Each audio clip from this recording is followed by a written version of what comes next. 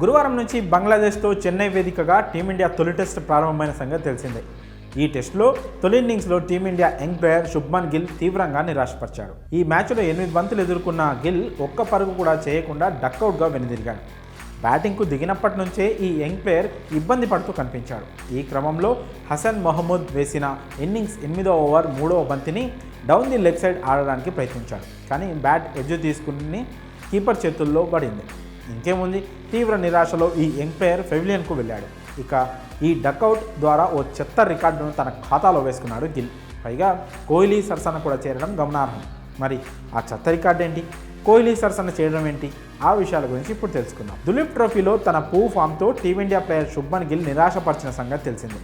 ఇక అదే ఫామ్ను బంగ్లాదేశ్తో జరుగుతున్న తొలి టెస్ట్లో కూడా కొనసాగించాడు. ఈ మ్యాచ్లో తొలి ఇన్నింగ్స్లో డక్అవుట్గా వెనుదిరిగి విమర్శలు ఎదుర్కొంటున్నాడు. ఇక విమర్శలే కాకుండా చెత్త రికార్డును తన పేరిట లెక్కించుకున్నాడు.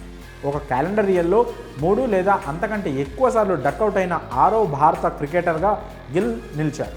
ఇంగ్లాండ్తో జరిగిన టెస్ట్ సిరీస్లో గిల్ హైదరాబాద్ టెస్ట్ 2వ ఇన్నింగ్స్లో, రాజ్కోట్ టెస్ట్ తొలి ఇన్నింగ్స్లో డక్అవుట్గా వెనుదిరిగాడు. ఇక ఈ చెత్త రికార్డ్ జాబితాలో టాప్లో టీమిండియా దిగ్గజం మొహిందర్ అమర్నాథ్ ఉన్నాడు.